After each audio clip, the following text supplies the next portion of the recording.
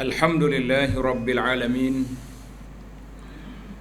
Alhamdulillahilladzi ba'atha rasulahu bil huda wa dinil haq liyuzhirahu 'ala ad-dini kullihi wa kafa billahi shahida. Asyhadu an la ilaha illallah wahdahu la syarika lah wa asyhadu anna Muhammadan 'abduhu wa rasuluh.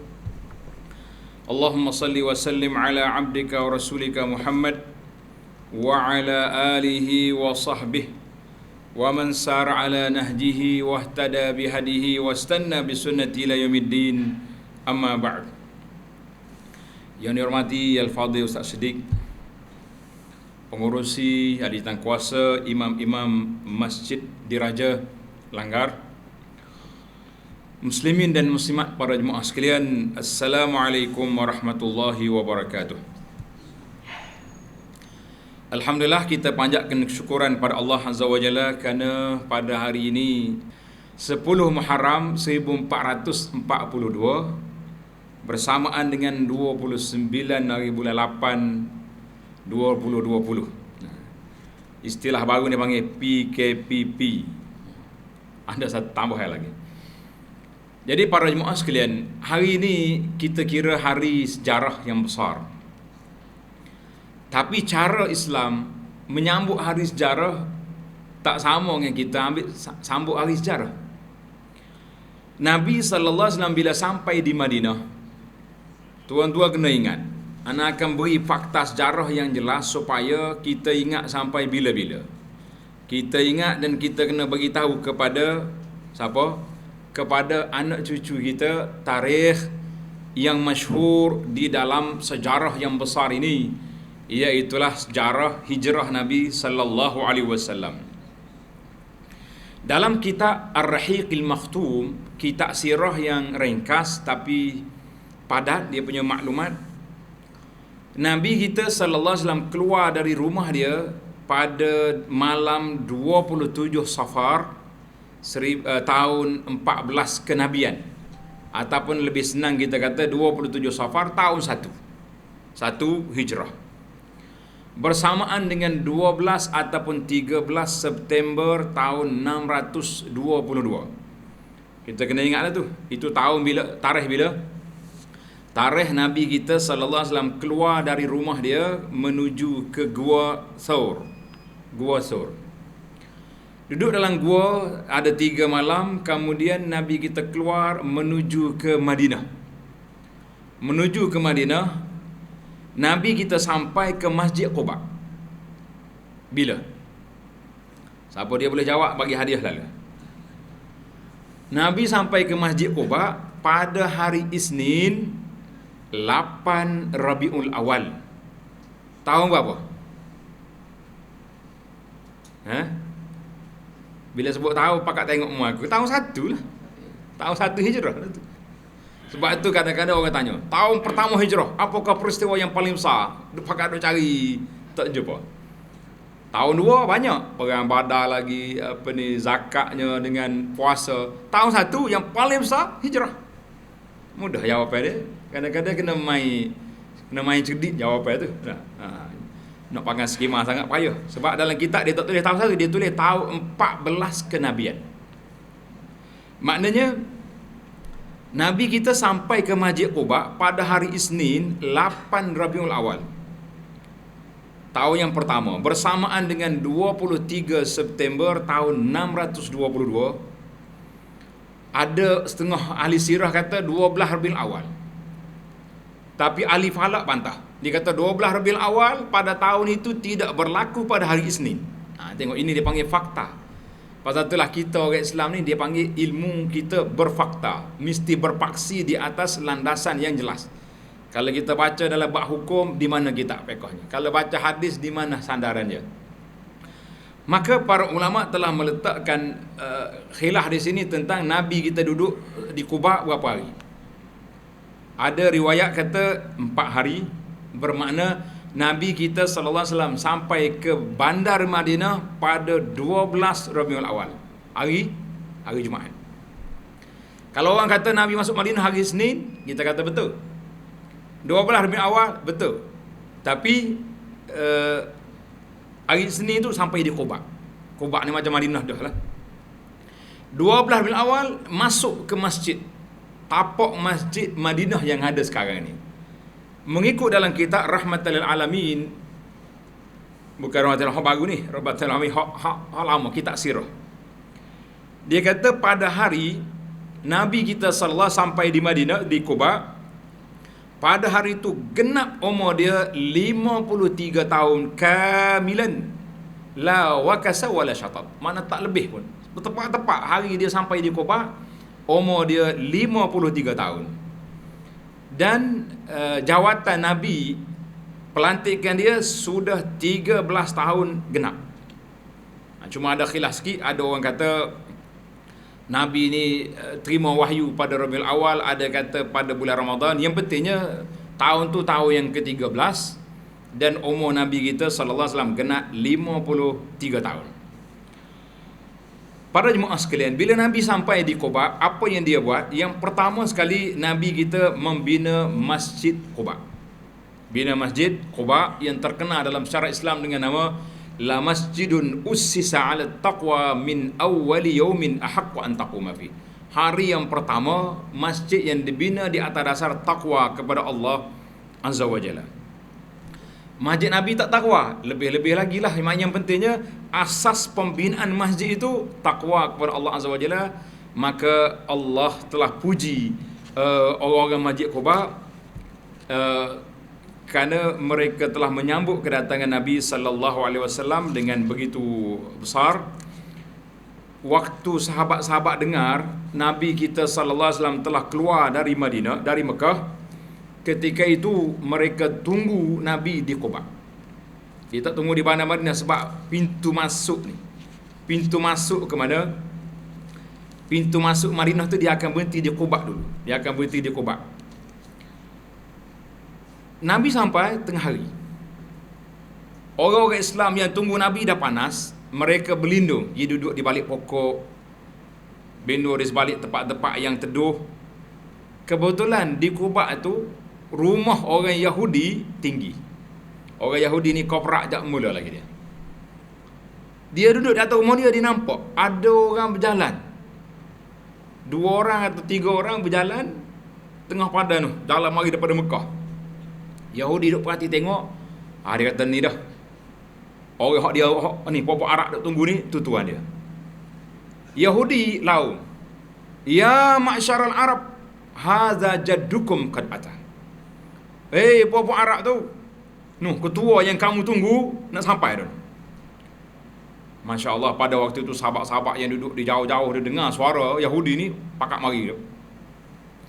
Mereka sambut Nabi sallallahu alaihi wasallam dengan begitu meriah, dengan begitu bergembira.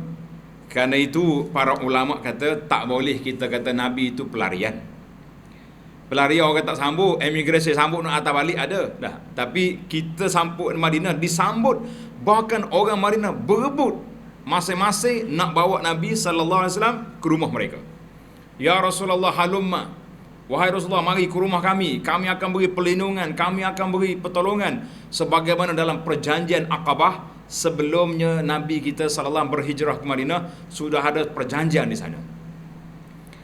Maka Nabi sallallahu alaihi wasallam dengan bahasa yang simple, Nabi kata dia tak nak mengguriskan perasaan siapa-siapa. Nabi kata da'uha, orang nak pegang tali unta Nabi kata khalluha ataupun da'uha fa innaha ma'murah. Nabi kata lepas tali unta aku ni. Unta aku ni telah diberi arahan oleh Allah Azza wa Jalla. Mana unta ni ada GPS. GPS lah bahasa kita sekarang ni lah. Kita pakai GPS ni lah kadang-kadang pahatah baru padi naik ni. Ikut dia sangat. Jadi unta ni telah diberi arahan oleh Allah Azza wa Jalla nak letak aku di mana. Jangan sampai pegang tali unta, jangan ganggu dia, biar dia bawa. Nabi pun tak tahu nak pergi mana. Sehinggalah unta ni berhenti betul-betul di mana? Di tapak masjid dekat Raudah sekarang ni, unta berhenti. Dalam kitab sirah ni kata, sebelum Nabi turun, unta bangun sekali lagi pusing. Kalau kita tekan sekali lagi waist kita ni, nak pasti betul dah sampai sini. Pusing satu pusingan, dia duduk di tempat yang sama. Ketika itu Nabi SAW bersabda, hunal manzil insya-Allah. Nabi kata, di sinilah tempat kita nak tinggal. Maka di Quba Nabi kita bina masjid. Masuk Madinah Nabi kita juga bina masjid. Nabi kita panggil tuan tanah itu Sahal dan Suhail, dua orang anak yatim. Nama dia comel, Sahal dengan Suhail.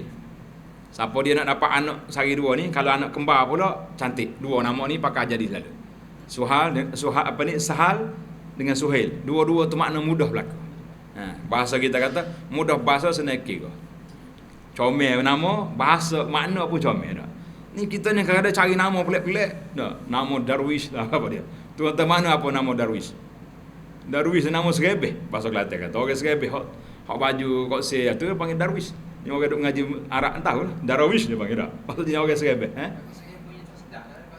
Suhail. Nak suruh bunyi dak kena motivasi biasa bunyi sedap lah. Suhail, Sahal. Comel kan. Baik. Dua orang ni kata, "La ya Rasulullah, kami nak bagi." Tengok ini. Satu sunnah Nabi kita ajak, Nabi kata bisaman. Nabi tak nak terima, Nabi nak bayar. Maka ulama sirah kata, kalau kita nak buat masjid, nak buat madrasah, nak buat apa, biar pastikan tanah tu telah ditukar milik jadi wakaf. Jangan senang-senang nak bagi. Kita pakai buat. Lepas kita buat 3 tahun, tengok masjid kita makmur, orang ramai mari, kalau tuan tanah tu berdeki nak kata apa? Aku tarik balik tanah aku. Masjid mu baik lagi. Nak pergi mana? Zaman dulu bolehlah masjid kayu angkat. Ni masjid besi, masjid batu ni yang awak dia nya jadi batu jalan raya lah gitu. Kan? Nabi ajar.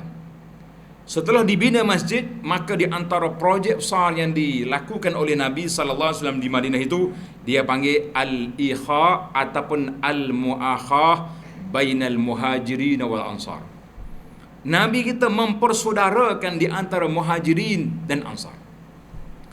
Apa makna mempersaudarakan? Tuan-tuan bayangkan, orang muhajiri mari daripada Mekah, tinggal kampung halaman, tinggal harta benda, tinggal keluarga, mari satu negeri di tempat yang tak ada orang. Tak ada orang kenal sini. Kalau jumpa pun sekali-sekala, waktu orang Madinah pergi haji mungkin jumpa. Tapi orang panggil tak ada keluarga. Bila tak ada keluarga, kita akan rasa kesunyian, kita rasa sedih, macam-macam perasaan kita ada. Dan kita kena ingat, orang Ansar itu sendiri, dua kabilah yang besar, nama dia Aus dengan Khazraj. Nampak ya kabilah duduk satu negeri, tapi perkelahian dua kabilah ni sudah berlarutan selama 120 tahun. Berapa tahun bala? 120 tahun. Lepas tu ada, bila anak sebut cerita ni, ada orang mari cumik. Dia kata, "Ustaz, kalau setakat 60 tahun, boleh baik lah dia." Sedap juga ayat dia tu. Cerita kata 60 tahun baru. 120 tahun. Nabi kita mari dengan nama Islam, mereka bersatu. Maka Nabi kita sallallahu alaihi wasallam mempersaudarakan di antara orang muhajirin dengan ansar. Tengok dalam hadis yang dikeluar oleh Imam Al-Bukhari dan lain-lain, mengatakan bahawa orang-orang muhajirin dengan ansar ni mereka telah berkumpul di satu tempat, lebih kurang dalam ada 90 orang. Mereka berkumpul di rumah Anas bin Malik. Anas bin Malik, bilangan mereka ada 90 laki-laki, setengah muhajirin, setengah ansar. Maka Nabi kita sallallahu alaihi wasallam telah mempersaudarakan di antara mereka alal muasah. Muasah ni orang panggil tolong menolong, kasih sayang, bantu membantu. Itu dia panggil al muasah. Siapa peringkat persaudaraan ini, siapa peringkat ya tawarasuna badal maut. Bila kita jadi orang ni dengan orang ni dua beradik, maka pada ketika itu mereka kalau mati boleh menerima pusaka. Tidak kata macam kita ni, kalau kata adik-beradik angkat, tak boleh terima pusaka. Kecuali ayah dia bagi wasiat ataupun bagi awal-awal masa hidup. Ini peringkat al-ikha di sini, peringkat boleh terima pusaka. Sehinggalah berlakunya peperangan Badar. Mana tahu yang kedua hijrah, peperangan Badar berlaku, keadaan Madinah sudah stabil, orang-orang muhajirin pun sudah ada tempat, ada rumah, ada maknanya ada orang panggil kampung baru lah kalau kita kat biasa dah. Maka Allah Ta'ala turun ayat Quran suratul Ahzab, tanda suratul Ahzab ayat 6, wa ulul arhami ba'duhum aula bi ba'din fi kitabillah.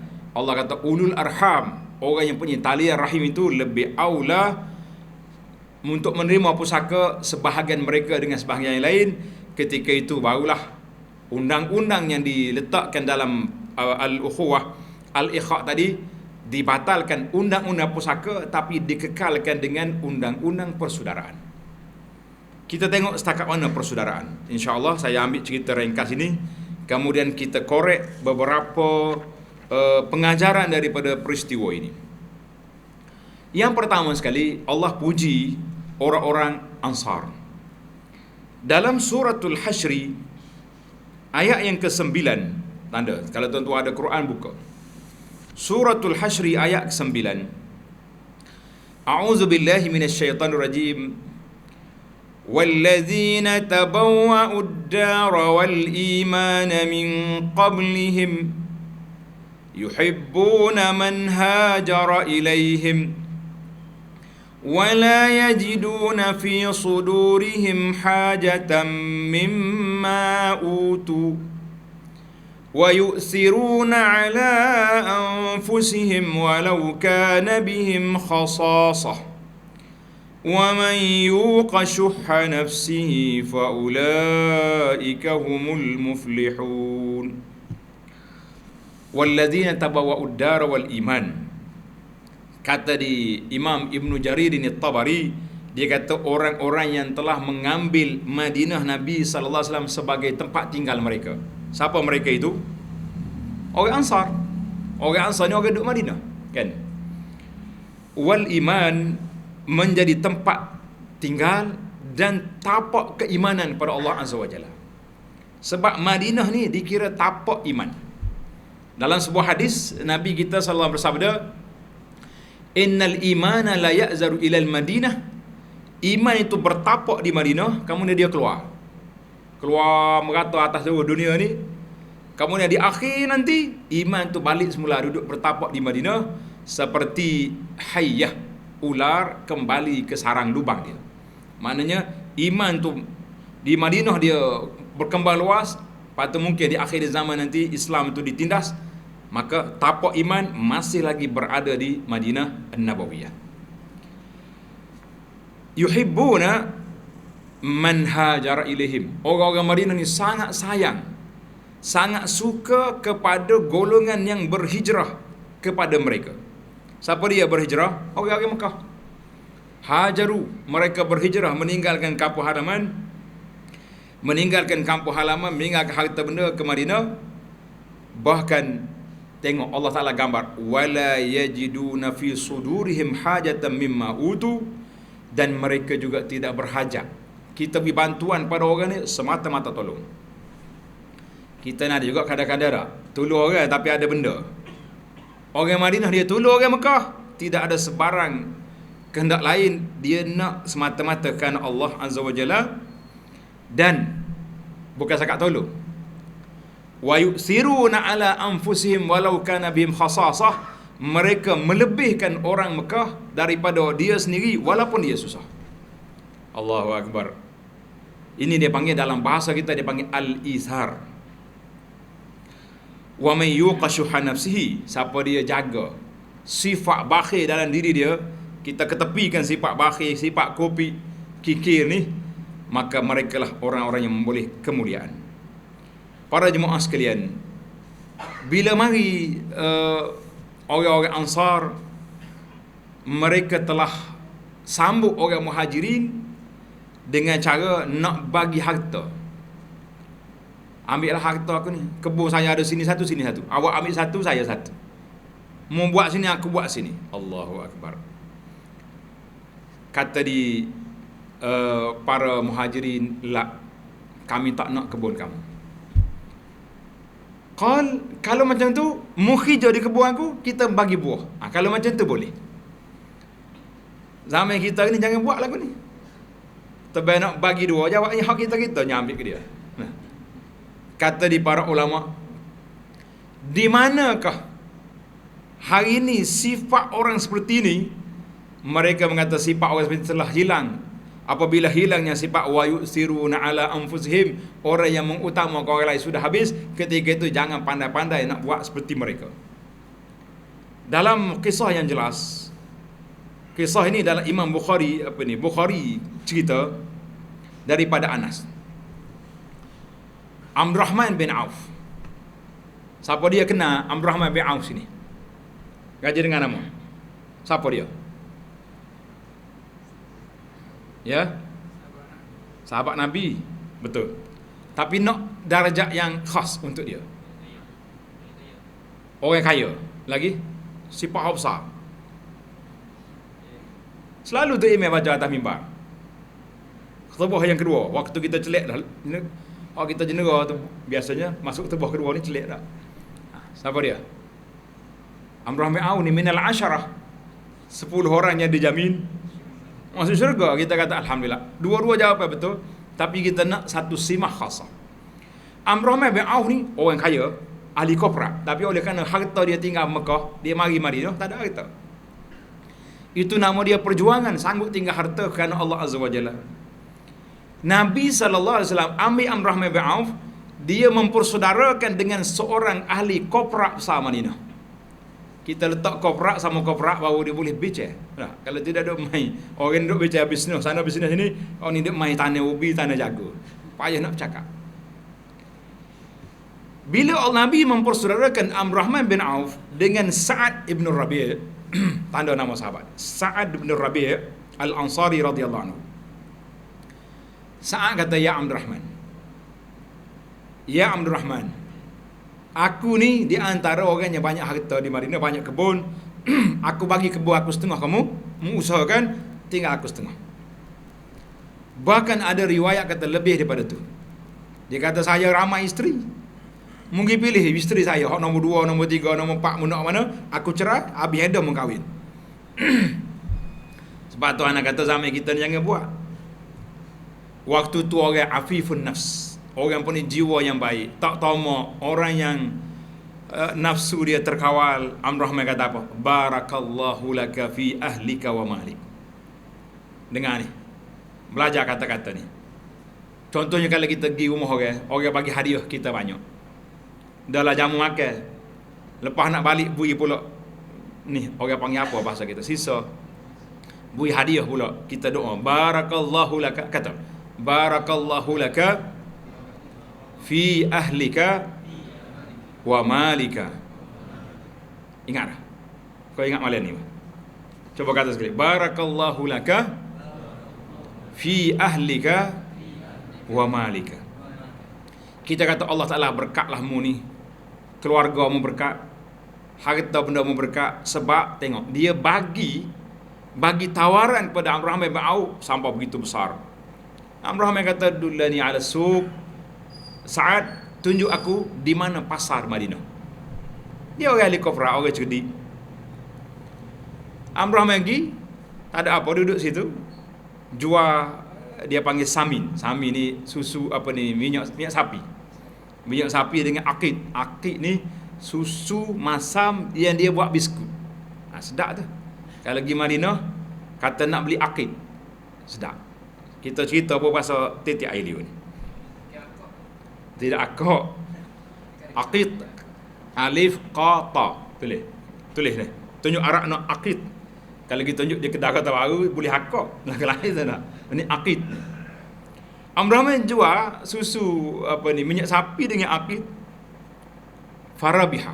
Mula untuk naik dah. Tak lama Nabi kita sallallahu tengok ada kuning di tangan dia, macam pakai ina.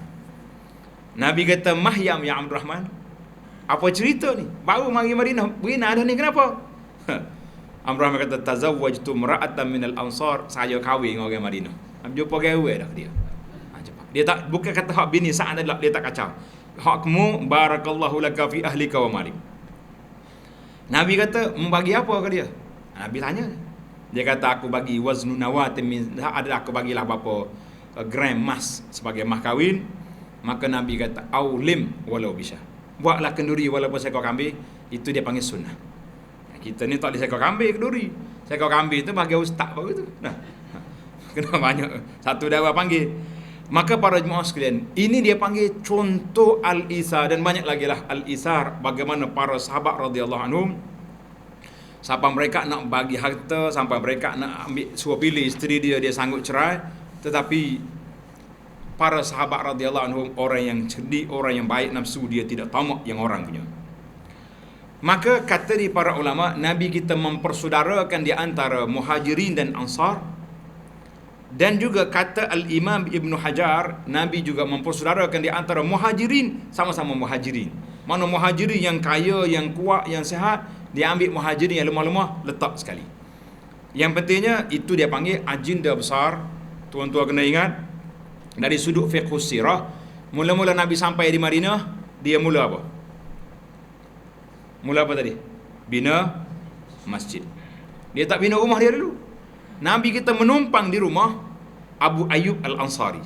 Rumah dia sekarang ni, kalau kita pergi ke Madinah, kita dah lalu depan masjid Nabi Babus Salam tu, kita nampak macam ada tempat keluar asap kan? Sebelah tu lah rumah Abu Ayyub. Yang pertama, dia tak bina rumah dia dulu, dia bina masjid. Sebab apa? Masjid adalah tempat perkumpulan, tempat kita buat aktiviti, tempat kita beribadat, dan banyak perkara yang kita boleh buat. Itu dia panggil fungsi besar masjid di dalam Islam. Yang kedua, kalau ada masjid je, masyarakat tak harmoni, hidup ke tak hidup masjid kita? Tak jadi. Nak meriah sebuah masjid, kita kena tengok masyarakat dia hidup ke tidak. Kalau zaman kita ini, kita kena tengok imam, ahli atau kuasa masjid aktif ke tidak.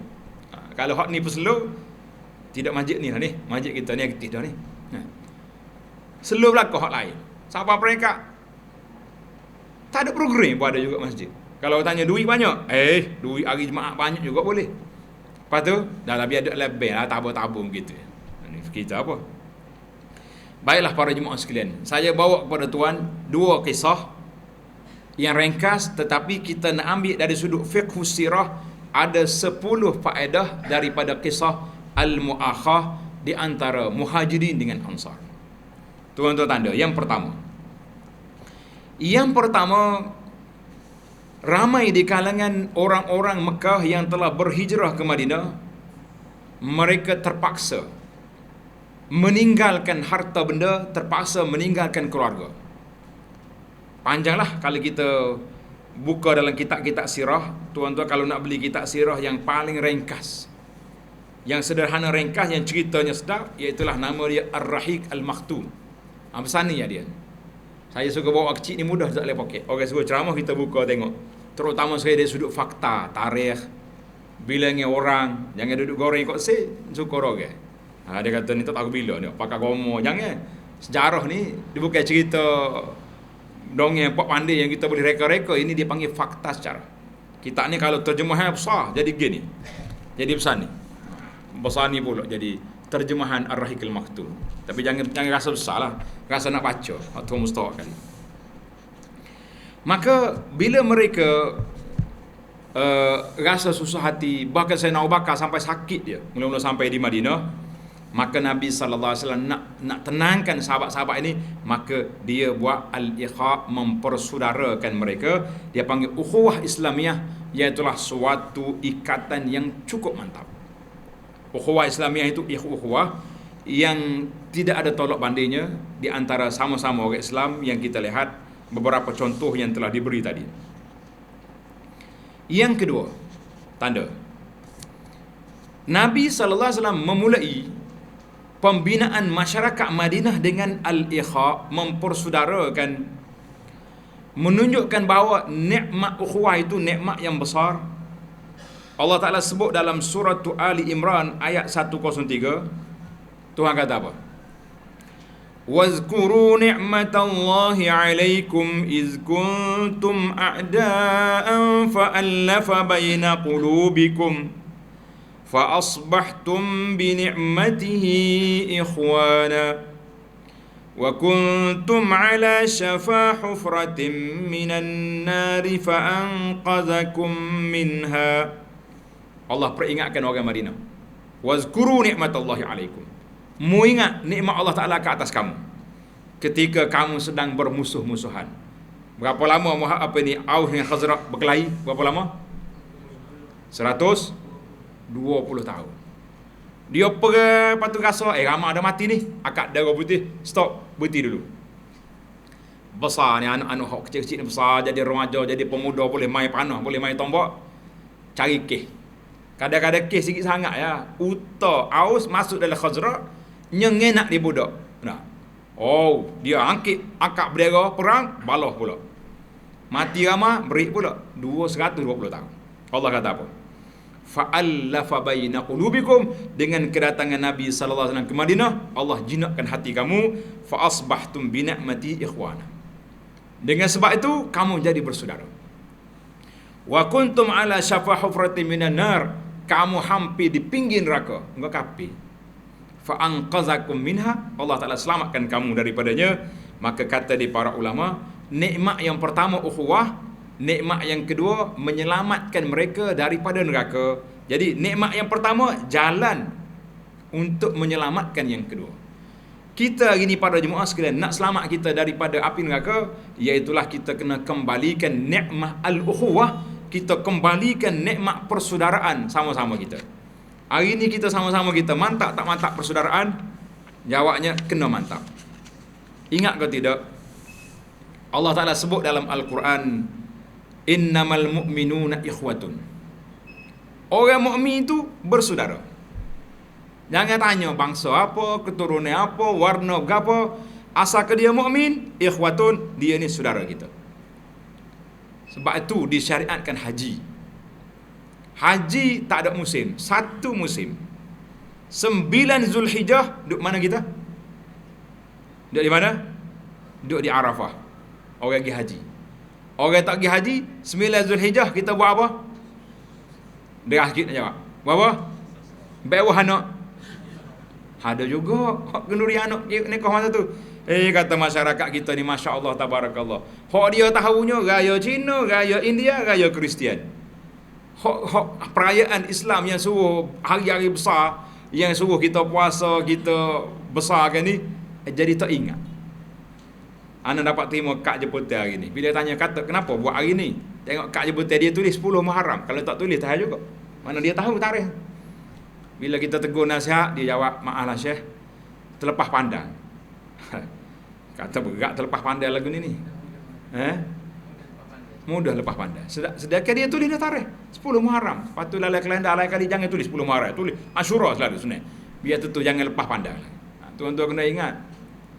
Bagi ana lah, ana beberapa analisa yang saya buat, kita nampak punca berlakunya terlepas pandang ini sebab kita, pendakwah-pendakwah kita tidak gerak gempur daripada awal. Kita bagi tahu awal lagi daripada Zulhijjah dulu.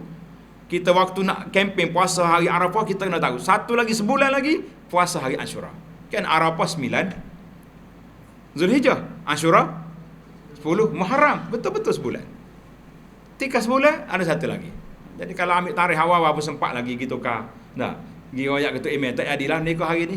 Malu orang Orang ketua email kempen puasa, kita kempen makan pula. Berat. Ya, baik. Yang penting bagi kitanya ukhuwah al-imaniyah. Ukhuwah persaudaraan itu sangat besar. Tidak ada Al-Himamul Hasanul Basri tulis kata-kata Hasanul Basri kata, ikhwanuna ahabbu ilaina min auladina wa ahlina. Saudara-saudara kita lebih kami sayang daripada anak-anak dan isteri. Ini dipanggil sayang persaudaraan Islam. Isteri sayang cara dia lain pula tu. Nah, anak-anak lagu dia. Tapi Hasan Basri kata, keluarga kami duk peringat kami ke dunia. Hak ni duk minta gelar, hak ni minta rata, hak ni duk minta baju dah.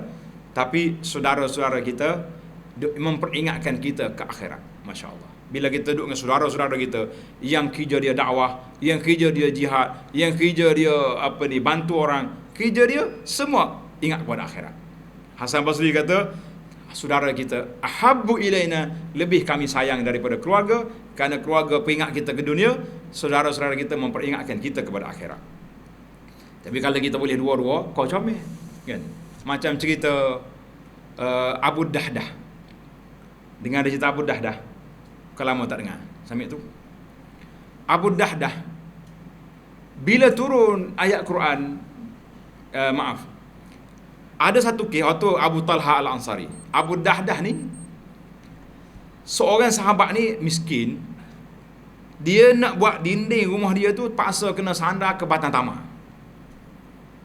Jiran dia ada pokok tamar tapi dia minta batang tamar, kawan tu tak nak bagi. Nabi kita sallallahu alaihi wasallam beritahu, saudara, mu beri tamar kamu tu kepada sahabat ni, aku beri pahala tamar dalam syurga. Boleh jadi sahabat tuan tamar tu miskin juga tak bagi.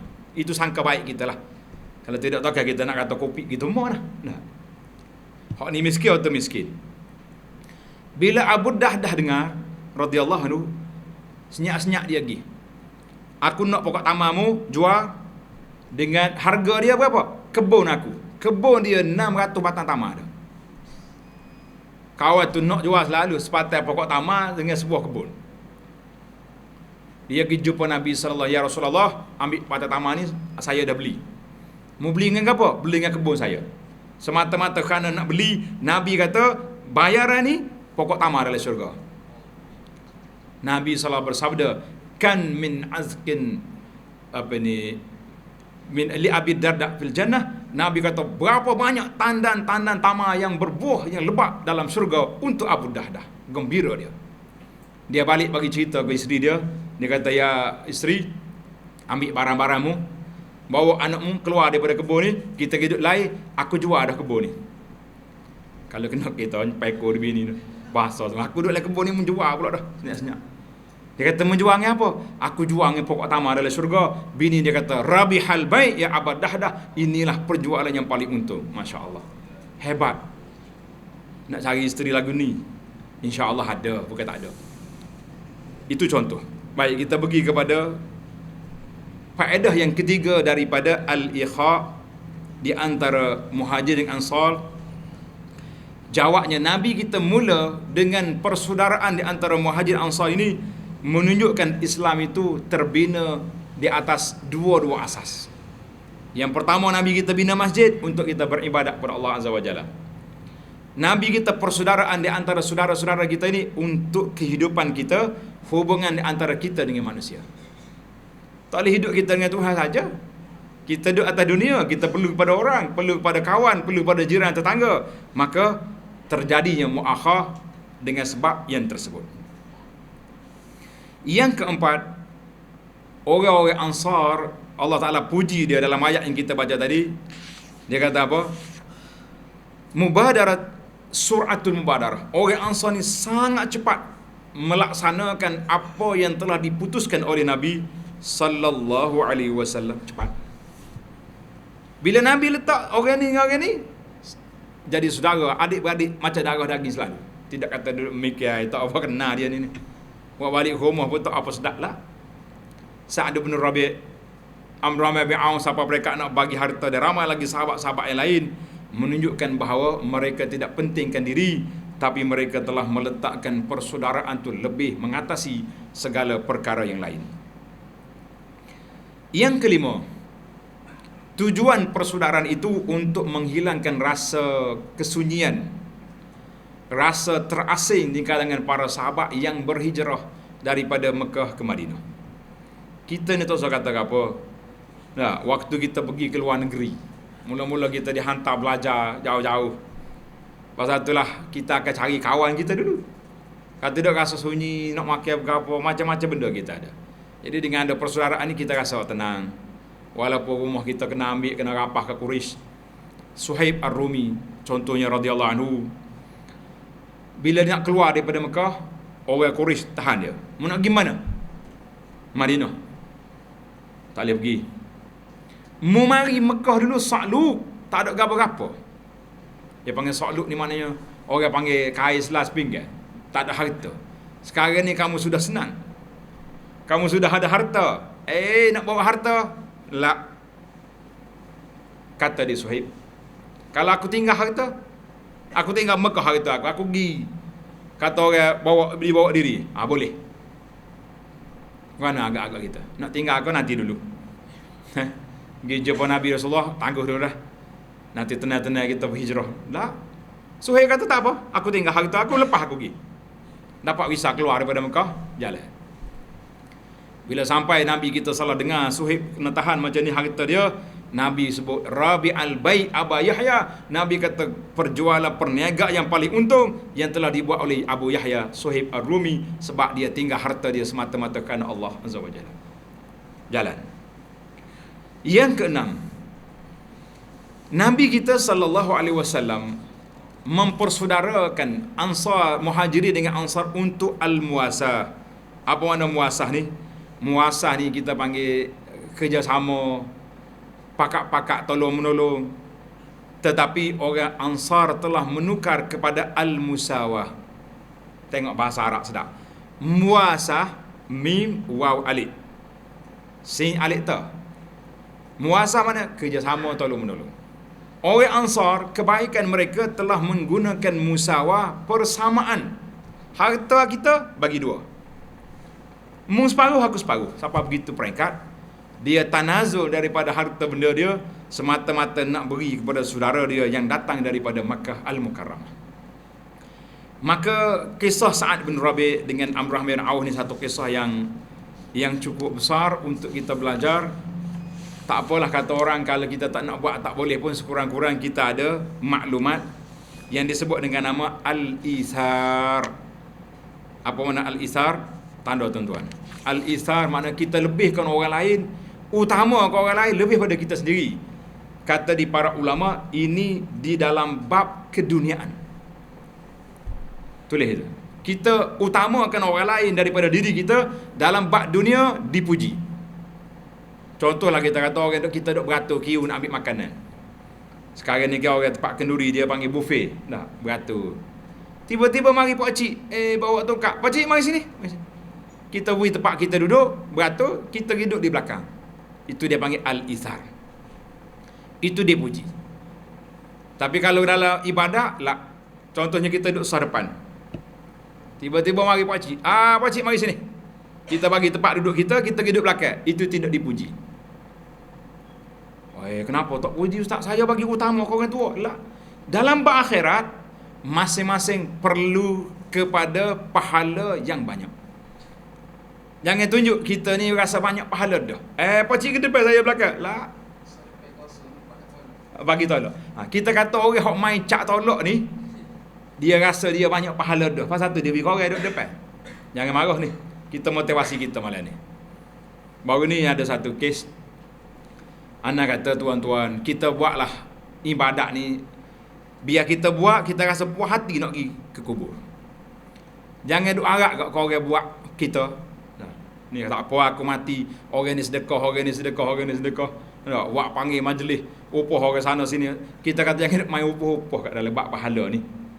Jadi ada orang kata, dia kata, mana Abu Anas tu tak bagi pahala kau orang. Kata tidak, tak bagi pahala kau orang. Kita bimbang, takut kita duk beri pahala kau orang, kita tak ada pahala pula. Benar. Jadi dalam bab pahala, dalam bab akhirat, kita mesti utamakan kita daripada orang lain. Faham ke tidak? Tapi dalam bab dunia, kita dipuji kalau kita utama orang lain daripada kita. Dipuji. Contohnya apa-apa sajalah. Kita duduk beratur ke, orang nak pergi dulu ke, tengah jalan contohnya, ada orang nak keluar daripada lorong.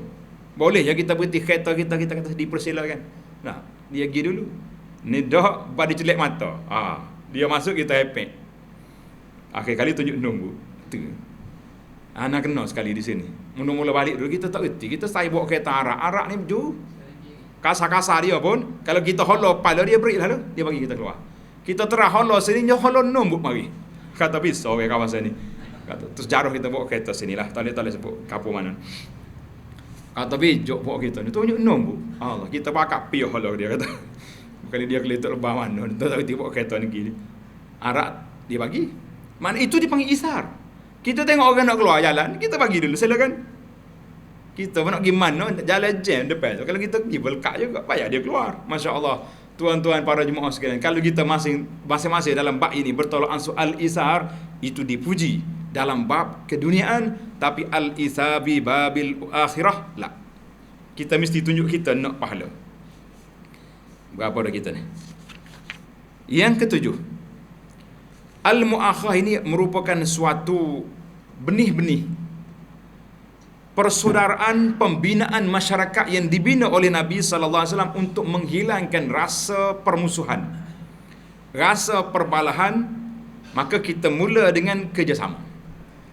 Jadi kalau kita bina masyarakat kita dengan kerjasama, insya-Allah dia akan selamat, aman dan sejahtera, insya-Allah.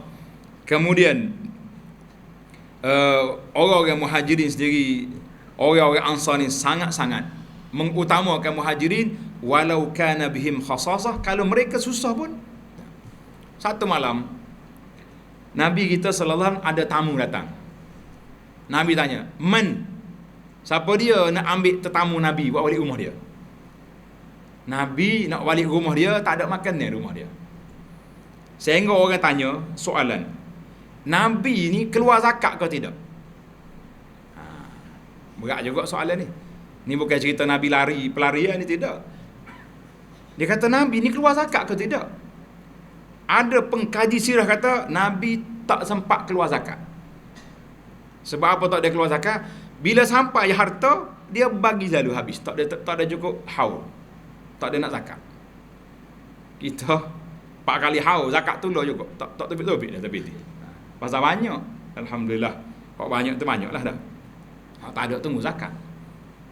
Pernah satu hari Nabi kita solat, tiba-tiba sepah maya, pum, dia masuk dalam rumah dia. Lari cepat masuk dalam rumah. Orang kata ada emergency apa Nabi sallallahu alaihi wasallam. Tak lama dia keluar balik. Dia kata aku teringat ada harta hak tak bagi lagi sampai dalam rumah, aku bimbang takut dah habis hari ni harta belum bagi. Masya-Allah tabarak. Kita lopak juga tengah maya. Kadang-kadang nyolakoh tu macam nak pergi hospital dah. Tanya-tanya pak cik, gapo orang ni? Dia tahu orang telefon. Bangun nak ke jawab handphone luar masjid. Kita kata jawab lepas ni pun boleh. Muka handphone kita nombor lekat situ kan. Bukan apa zaman dulu hak tamai musim prank tu. Telefon tu dulu kalau tak akak tak tahu siapa telefon. Betul tak? Zaman kita hari ni ada, jangan lopak. Kalau lopak kita pegang kaki dia lain kali. Jangan beri kata nak pergi mana lorak ni. Malu kau kan. Okey jalan aku ni. Nabi kita sallallahu alaihi wasallam tanya sahabat, siapa dia nak ambil tetamu Nabi? Sahabat ni berani tawakal buat balik rumah dia. Tanya isteri dia, ada ke apa makan ni? Dia kata tak ada. Ada makan ni untuk anak-anak ada. Sudahlah. Tamu Nabi aku kali ni. Dia kata begini lah. Mu tidur anak cepat sikit. Dia ulik anak biar tidur. Buat keluar makanan ni sudah. Itu ya cerita tengah makan padam lapu tu. Nak suruh tetamu tak nampak dia tak makan. Pakai tamu yang makan. Sudah culah balik. Makan dah. Makan dah. Habis dah. Ni, alhamdulillah. Ini cerita dia panggil al-ithar. Baik. Yang ke-9 kita masa habis. Iaitulah al-muakhat. Persaudaraan ini adalah satu fenomena yang besar di dalam apa dia? Bantu tolong menolong sama-sama kita. Orang susah dibantu oleh orang senang. Orang senang ditolong oleh orang susah. Betul ke tidak? Kita ni kalau kita kaya, tak ada orang susah, kita bolehkah berterusan jadi kaya? Tak boleh. Siapa nak jadi koli kita? Siapa nak bekerja? Jawabnya akak sampah sendiri tu. Nah, masa tu kita tak boleh nak dengan orang akak sampah. Kita tak boleh nak agah dengan orang tolong-tolong kerja kita. Sebab kalau tak ada dia, kita kena buat kerja sendiri. Reti ke kita? Ulama tanya, mana lebih besar kita hak wis sedekah ke orang dengan orang terima sedekah? Siapa dia lebih hebat? Siapa dia boleh jawab ni kira bisa.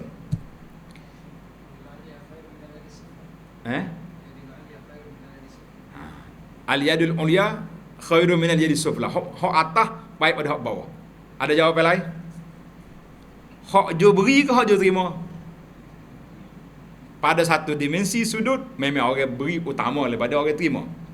Tapi dari sudut pulangan lah, kata di para ulama, kita yang memberi kepada orang susah untuk menyelesaikan masalah dunia dia. Dia nak beli makan, dia nak beli ubat, nak beli pamper anak, nak beli tu.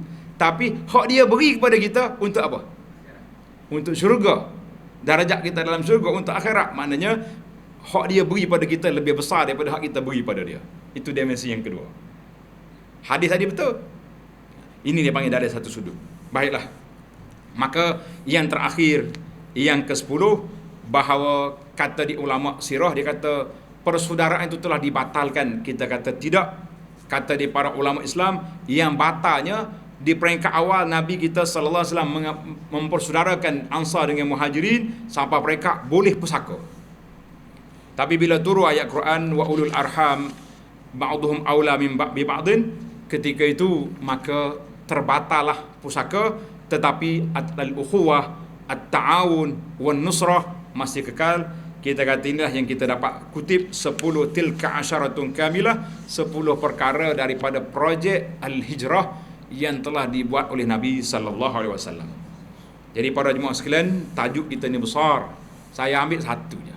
Kalau tuan-tuan nak tengok dalam Facebook saya Abu Anas, cari tajuk dianya fiqh sirah hijrah Nabi sallallahu alaihi wasallam. Kita ada beberapa seri kuliah yang boleh kita manfaatkan insya-Allah. Jadi setiap kali mari musim-musim yang besar, kita baca kitab. Tahun ni kita baca kitab ni. Nanti masa lain kita baca kitab lain pula, sebab setiap penulis tu dia ada minda dia sendiri mengolah sirah Nabi sallallahu alaihi wasallam. Aqulu qawli hadza wa astaghfirullah li wa lakum fastaghfiruh. Allahumma salli wa sallim ala abdika wa rasulika Muhammad wa ala alihi wa sahbihi ajma'in walhamdulillahi rabbil alamin. Wassalamu alaikum warahmatullahi wabarakatuh.